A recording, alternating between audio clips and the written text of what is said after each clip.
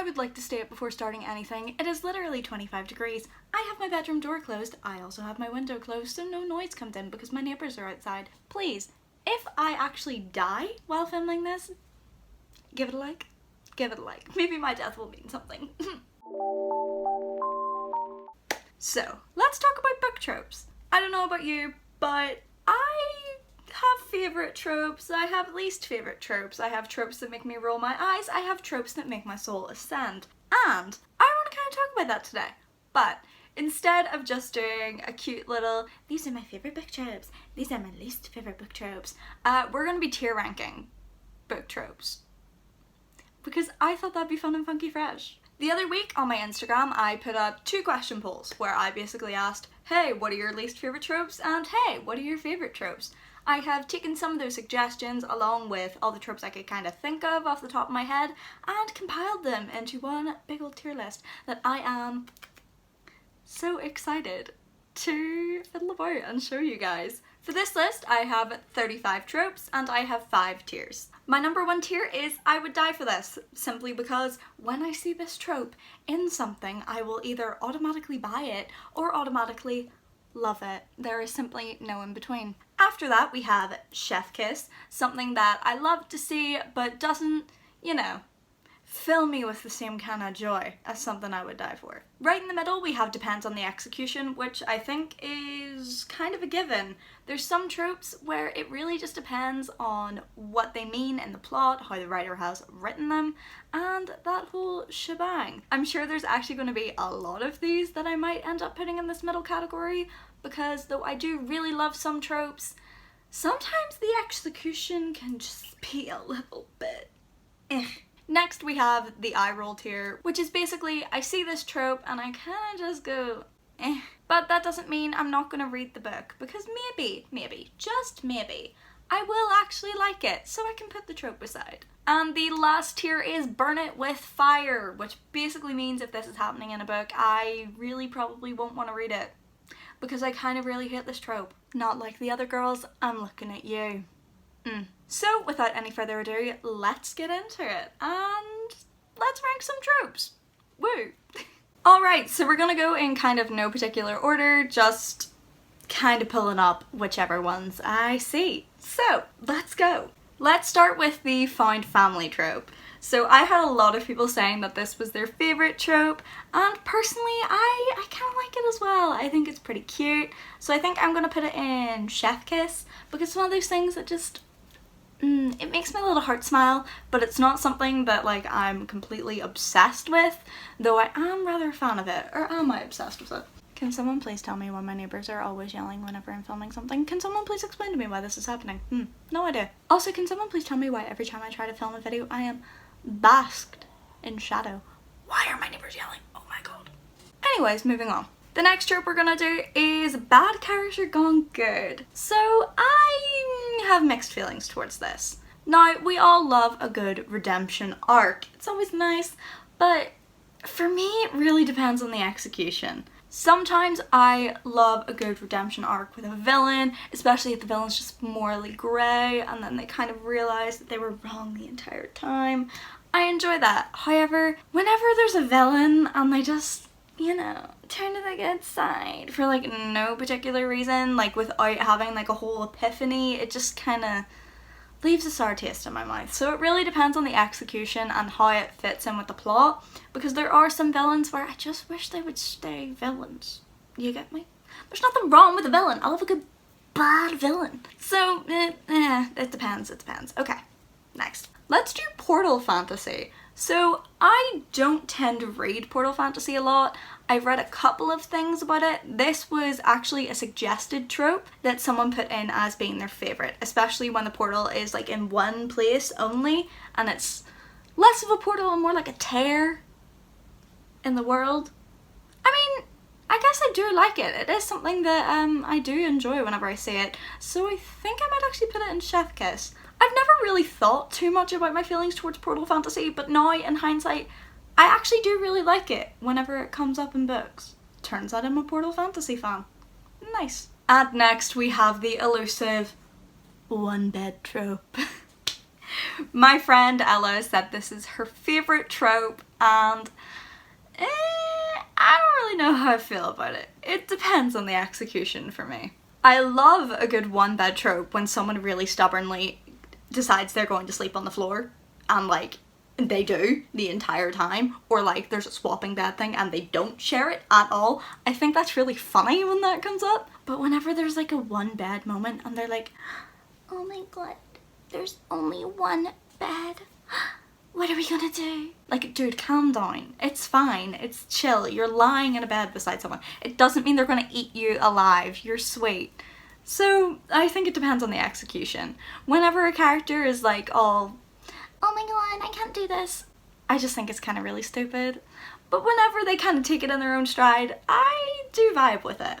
So yeah, it's one that depends. The next trope we're going to go for is ultimate evil. So this is basically the villain that has no shred of goodness in them, no reason for being the evil that they are. They're just Satan incarnate, basically, and it kind of makes me roll my eyes. It kind of does. Because I like a good layered character. Give me an onion. Let me peel back those layers. Let me understand why the villain is so evil. I hate ultimate evil because it's no fun. I want to know why this character is the way they are. I want to like peel apart their brains so I can finally understand and put myself in their place and think, hey, I see how you came to this point. But whenever there's just an ultimate evil like Satan, I'm kind of like, meh. The only time that I've ever actually liked it, really, was in the Spook series, which, aka The Wardstone Chronicles by Joseph Delaney, which literally had Satan in it, who was like the ultimate bad guy. However, there were a bunch of other bad guys in it, and they seem to have layers. I like a good layer, okay? Do you see my face? There's many layers of makeup on it. I like a layer. Let's talk about unreliable narrators. I love them. I love them so much. They're going straight into I would die for this. There is something about an unrelatable narrator that just makes me instantly love what I'm reading. It doesn't matter if the narrator's a douchebag, it doesn't matter if the narrator's a nice person. If they are unreliable because of some reason, whether it just be they're trying to twist their own story and like manipulate the reader, or if they have an unreliable memory or there's like blackouts and stuff like that, I love an unreliable narrator. I think they're so good, but you need to do it in the right way. So technically I could put that into depends on the execution, but I'm not going to because I love it so much and I would die for it. So good. We are 6 of the 35 in and I haven't got to burn it with fire yet. Look at me go. Oh my god, maybe I'm like a broad reader. Maybe I just like things. Ooh, love that for me. I would also like you to know, literally while I'm filming this, I keep like looking outside because of like a shock of white keeps catching my eye. Do you want to know what that shock of white is? My neighbor's kid's t-shirt. He is literally like lying in their hot tub, which I'm assuming is not on to be hot. If it was, I'd be concerned. Also, speaking of hot, I've been filming for 11 minutes and I'm very warm. I'm very warm. This is not a good time for me. This is a bit of a random one and not one anyone really suggested, but something that I kind of thought of, which is disability or mental health as an obstacle. I hate this and I want to burn it with fire. I hate it. I hate it. I hate it. I hate it. As someone with a disability, as someone who has mental health problems, I hate when the ultimate evil within a book and the thing that a character has to, you know, go against and like rise above is a disability. Like, that's just gross. That's not how life works. People who suffer with mental health problems or disabilities don't have to rise above what is weighing them down. No, it's just part of their life and a part of who they are as a person. So that makes me broke and I want to burn it with fire and erase it from everything. I hate it. I hate it. Speaking of things I want to burn with fire, the shallow and unsupportive best friend. I hate it. I hate it. I hate it. What's the point in it? What's the point? What's the point? Why are they your best friend? Why are they unsupportive? Why do they basically hate you and you stand for that? I don't like it. I don't like it. Especially whenever like that character has like a redemption or they stay friends. Like, no, if someone's being toxic to you, just toss them aside. I have enough drama in life to be dealing with. I don't need to read about it. I don't need to read about shitty friends. I just get them away. Get them away. I want escapism. I don't want reality. On the complete opposite end of the spectrum, lovers to strangers. Oh my god. It is one of my favorite tropes, and it's such a niche trope, and it's so hard to find it and even harder to do right. But see, when it's done right, I love it. It could be anything from a relationship that falls apart just because time meant that they weren't meant to be, or I don't know, a whole Paper Girls moment where like they don't remember anything and all of their history is just gone and they don't even know who each other are. I did not talk about that because that makes my soul cry. Can you tell I like sad things? Can you tell I like sad things?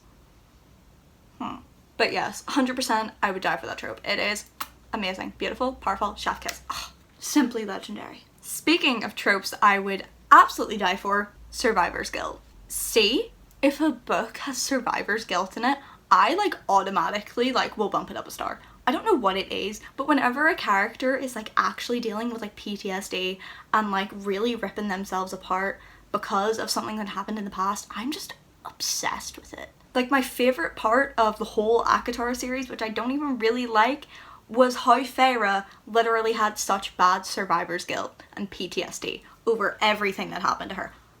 I thought it was so good, and it was like really dived into in the second book, and then the third one kind of said fuck that. That was like the only good part of the second book for me. I don't really remember much of it. We're not going to talk about that. Anyways, I love survivor's guilt in a book. It's just so good, and it's in Hold Still by Nina LaCour, and actually, to be fair, I think it's also in We Are Okay by Nina LaCour.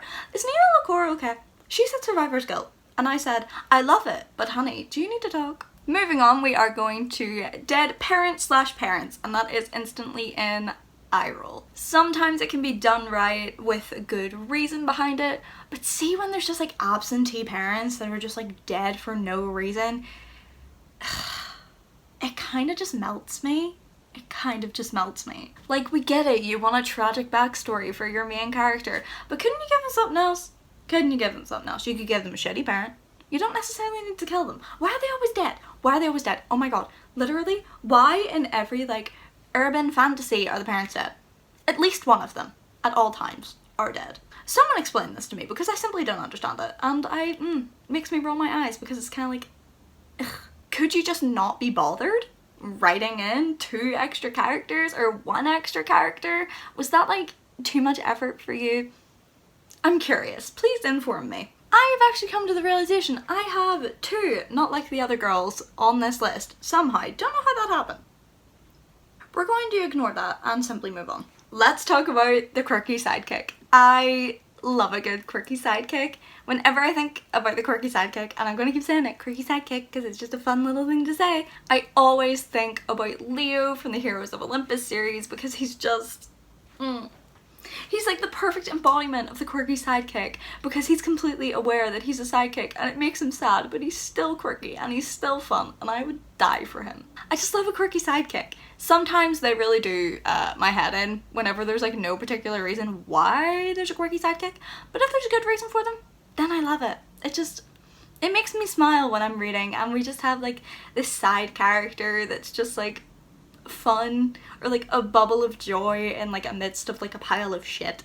It's just one of those things that makes me smile. Now here is a fun one. It is spanning generations. This is Holly's favourite trope, I believe. She messaged me saying that, and I have an interesting relationship with it. For now I'm going to put it in depends on execution because I kind of really love it, but I don't think I've actually read enough of the trope to know if it's like a favourite of mine or if I've just read some really good examples of it, if you get me. So for now it is going to stay in depends on the execution because I don't really know. However, if we're talking about something I love, good character gone bad, good character gone bad. I mean, hello?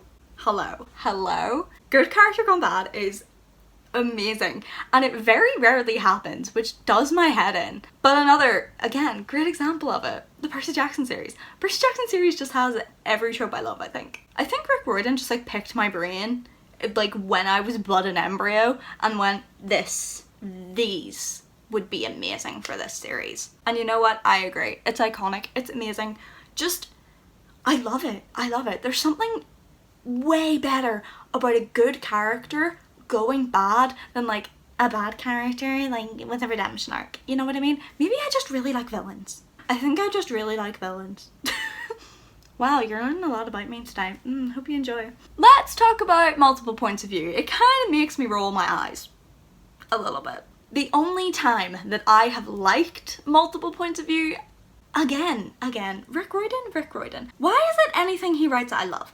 But with him aside, I hate multiple points of view. They just do my head in, honestly. Especially whenever I was reading romance, I just didn't understand it. There are a few occasions when I do like multiple points of view, such as if we're getting a little bit of backstory or if we're getting a moment that can't be seen by a certain character's eyes, then I kind of like it.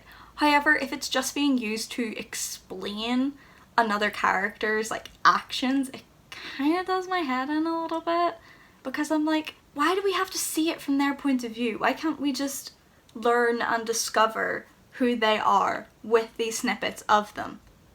I don't know. Maybe that's like a very niche opinion. I don't really know if I know many people who vehemently dislike multiple points of view as much as I do, but I'm not a fan. I'm not a fan. We are going to talk about the unlikable narrator. Now this is different from the unreliable narrator, because the unlikable narrator is just kind of a dickhead. And I kind of like it. I kind of like a dickhead, like, narrator. Especially if there's like reason for it and we understand. I kind of discovered that I'm a fan of this. I feel like the unlikable narrator is kind of just like an underrated trope. Anyone else feel me? Do you feel me? There's something about just like disliking the main character that, you know, makes me thrive. But especially when you have a reason to dislike them, like they are written to be an asshole. That I love. Accidentally unlikable characters, not so much. I like characters you're meant to dislike. I like to hate people for a reason. Maybe that's also me in real life, who knows? Let's talk about the chosen one. This is an eye roll. This is an eye roll for me. I hate tropes where it is like, there is one person that can save the world and blah blah blah blah blah. I hate that. I hate the ultimatum. I love, however, if there is a kind of prophecy or a kind of like, maybe if the right things happen, this person could change things. It's very different to me from the chosen one, because the chosen one trope is they are the only person that can save the world, the blah blah blah blah blah. Whereas a kind of prophecy thing is more, maybe a bunch of people could fill out this prophecy, or maybe a lot of people could like change the world in some way, and it just takes one little domino to make that happen. I like that. That is fun. Domino effect, great. Chosen one, not so great. Speaking of things that I don't like, not like the other girls, I have two of these and they are both going in to burn it with fire because I simply hate it. I simply hate it. What's the point? What's the point? You want a unique and different female character? Awesome, but don't make her hate other women because she's unique and quirky and different and not like the other girls. Just make her a character, give her her reasons, but don't make her hate on other women for being themselves. It's just bullshit. I hate it. I hate it. It does my nut in. Let's talk about a sexy little plot twist. I think it depends on the execution. Sometimes plot twists are really fun and really interesting. I am, however, the kind of person that tends to call a plot twist before it happens. But that's something I kind of like as well. I like when there's little tidbits leading up to it and I can like turn on my detective brain from all of my childhood years spent watching CSI with my mother on Friday nights while she was drinking a glass of wine. And I do love it like that. However, I hate, out of the blue, really random, no reason, no building plot twists. What is the point? What is the point? I don't think there is any. It feels lazy. It feels lazy. Leave tidbits, leave hints, leave justifications for the plot twist you're going to give. Don't make it boke and weird. Speaking of plot twists, I don't like sci-fi plot twists. I think they're kind of stupid. I hate whenever you're reading a book and it seems like a really fun, really interesting mystery and you're like trying to figure out like a whodunit kind of thing, and then they're like, it was a ghost. Really? Really? It was a ghost? No. No one even had the idea of like a haunting, but it was a ghost. Okay. Oh, there's like this new guy at school who's like really interesting and like really like edgy and cool, and you only discover in the last like 10% of the novel that he's like, oh my god, an angel or like a demon, and no, that is boke to me. I don't like it. I like justification. I like knowing what I'm getting when I go into it. I hate when a book suddenly changes genre. It's so like, Why? Give me hints. Just give me hints. I like playing Cluedo with my books. Give me a hint. But I love a major character death. See, if an author kills the main character, I love it. I love it. Especially if it comes like near the end of the series and it like ends in that way and the main character's just dead, no coming back, no being resurrected, no time travel bullshit, nothing, just dead. I love it. I love it so much. Again, I like villains, I like dead characters, I like sadness in my books. See if a main character dies and I am emotionally attached to them, like I have been reading the past 500 pages and they're just dead. Amazing, iconic, revolutionary. I love it. I love a bitter ending, especially if it's like something that could have been avoided, but they're dead, so now it can't be avoided. Oh my god, I love it. I love major character deaths. Again, maybe my entire like reading tastes have been shaped by Percy Jackson because there were so many character deaths. I'm discovering a lot about myself today. Also, hi. I hope you enjoy that I'm sweaty because I am so sweaty. But we're almost done. So let's keep moving on. Let's talk about the good sibling versus the evil sibling and how much I hate it. I hate it. I think it's so stupid. I think it's so dumb. A great example of this would be Red Queen, where one sibling is a good guy and then the other one is an asshole and evil. I don't like it. I just kind of think it's poorly written. Personally, if you like this trope, I definitely kind of see why, because it has that family dynamic and it has like those feelings and like the morality of everything and it makes you feel like all really topsy-turvy. I understand why you would like it. I personally, however, don't like it, and it makes me roll my eyes and it makes me not want to read something if it's like, oh my god, I have always been a good sibling, but my sibling, oh, they are evil. Oh my god. I hate it. I think it's just boring, honestly. Just kind of boring. Give me an interesting villain. Give me a villain that we get to see grow and be different and whatever. Don't give me like this black and white bullshit. Don't give me like a, oh my god, we were raised by the same people, but I'm a good person and they're a bad person. I wonder how that happened. No. Something I love, however, and I feel like this is underrated, is friends to lovers.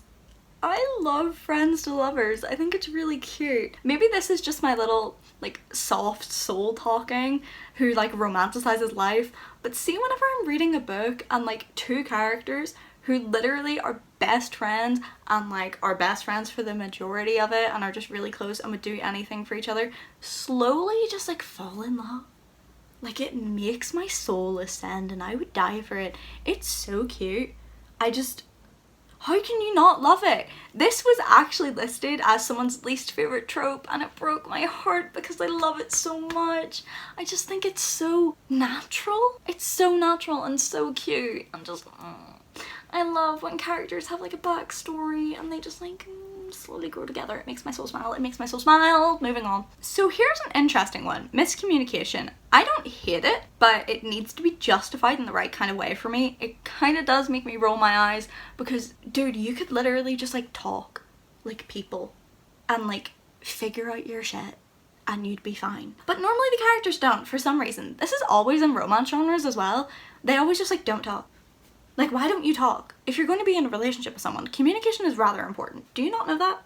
Do you not know that? I'm sorry, has no one ever told you that? Because it is rather important. So I'm gonna just put it in eye roll because it's something that I'm kind of like, ugh. But it wouldn't make me like hate a book or DNF it. I just kind of think it's dumb. But sometimes it can be justified in very niche and very specific novels. A great example would be Lady April by Georgette Heyer. That one was full of miscommunication, but I kind of could justify it and understand it. An example of miscommunication just being dumb would be Punk 57, because what the fuck? If they had just talked, everything literally would have been fine. But no, they couldn't just talk. Why? Because it's romance. Right person, wrong time. I do love a bit of right person, wrong time. I really do. I'm not sure if this is a chef kiss or I would die for it, because I kind of really love it, and I can't think of a reason why it wouldn't be in like my top tropes, but I think it's just something that you don't tend to find a lot. I don't know. I'm gonna keep it in chef kiss for now, but we're gonna have a nosy at everything at the end and maybe discuss. and see if there's anything I would change, because I'm up in the air about this one. Speaking of things I think are chef kiss, the broody bastard. The broody bastard?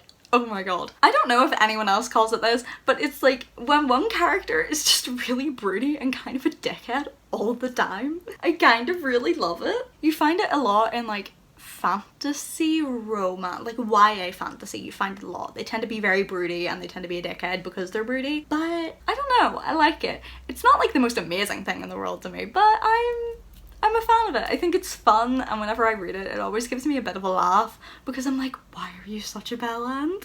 And I find it really funny. So, chef kiss. Tragic backstory.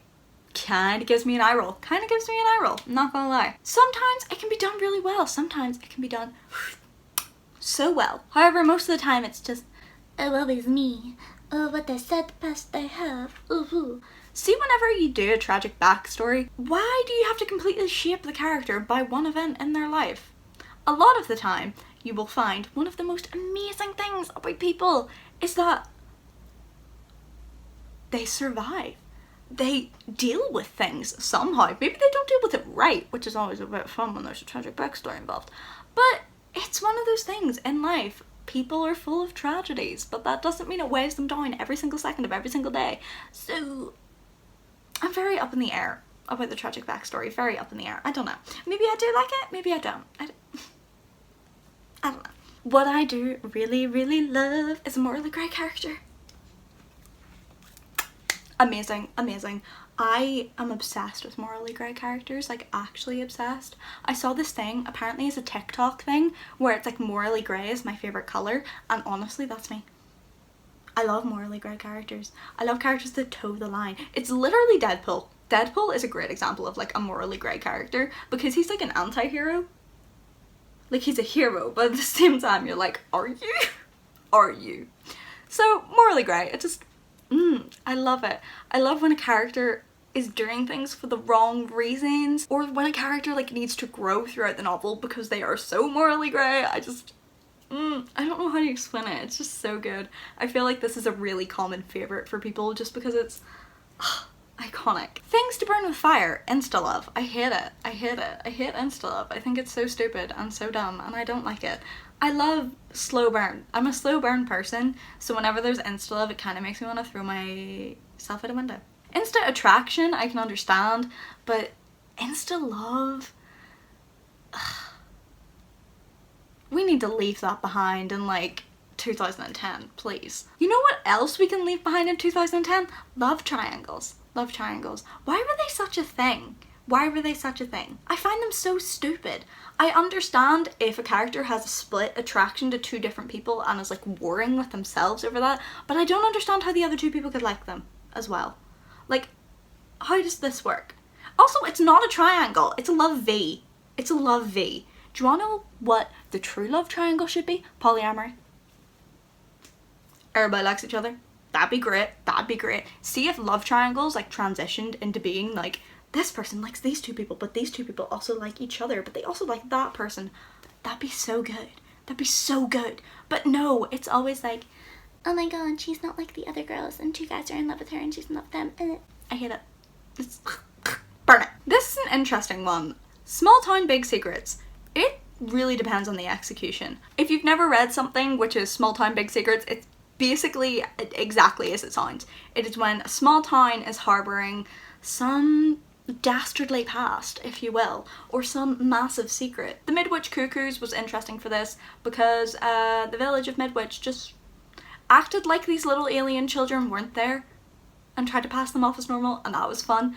However, sometimes it can just be a bit of a melty trope because you're like, why are all these people banding together over literal murder or something like that? It depends on the execution. Speaking of execution, right idea, wrong execution. This is a very specific trope that I really kind of love. Again, I'm gonna have to put this in depends on the execution because it kind of falls in with miscommunication tropes. It's something that isn't normally just found by itself. It requires a lot of context for it to be good or bad, but it's basically whenever a character has the right idea and they really want to do something, but they just kind of fuck it up. I kind of really love it, but sometimes it can be written in a not so great way. So we're going to put that in depends on the execution. And we have 2 more left. They're going to fit in very nicely on the little blank areas in this tier list. Slice of life is another thing that I think depends on the execution. Sometimes slice of life is incredibly boring. Sometimes slice of life is so insightful and so interesting that it genuinely makes me cry. So I feel like that fits in very well with depends on the execution. Also, can you tell I'm trying to wrap this up kind of fast because I'm really hot and I'm really sweaty. Jesus Christ, I really want to turn on my fan. And last but not least, everyone's favorite, enemies to lovers. I like enemies to lovers, but I'm not obsessed with it. Sometimes I really enjoy it and I think it's so good, and it just, I just love when characters roast the shit into each other. But sometimes I just think it's really dumb, like if they're enemies for like a really stupid reason and they have no reason to be. Again, I am looking at you, Punk 57. But whenever they have a reason to be enemies, I like it. I like it a lot. I like it. It's very fun, especially in fantasy. Oh my god, it's always fun in fantasy when 2 people just like hate each other. I love it.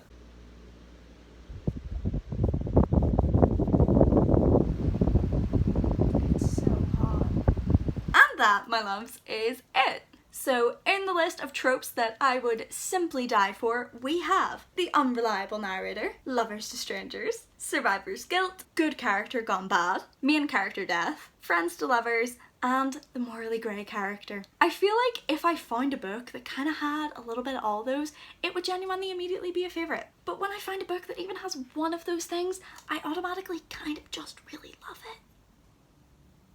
What can I say? I have simple tastes. Next we have the chef kiss, things that when I see it in a book, I just have to stop and be in love with the moment. We have found family, portal fantasy, the quirky sidekick, the unlikable narrator, right person, wrong time, the broody bastard, and enemies to lovers.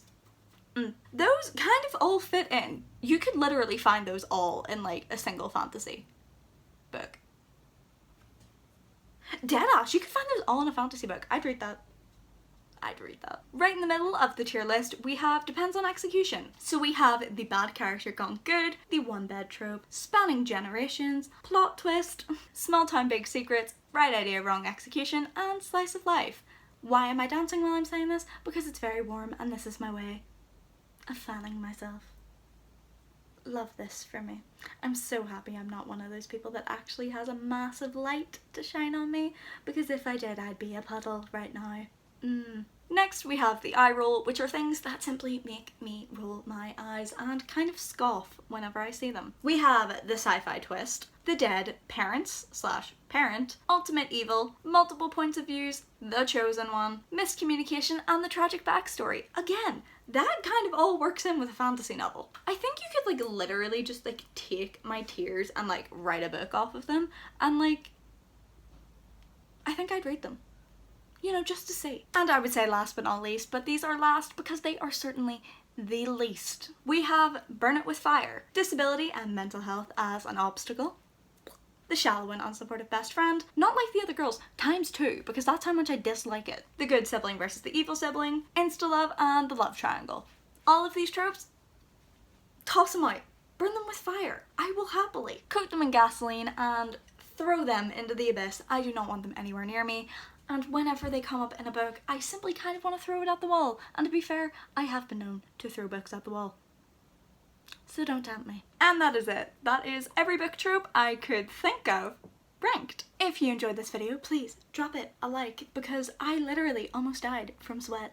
And if you want to see more of me, please subscribe. I make videos every Monday, except for the past 2 weeks, because I take a break for my birthday.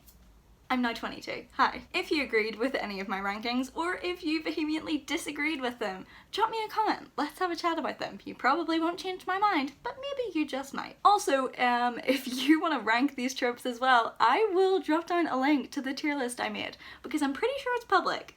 So yeah, if you end up using my tier list, please tag me in it and send me how you ranked everything, because I am very interested. And now I am going to sit with my fan directly facing my face because it is about to melt off of me and I am slowly dying. Okay, bye.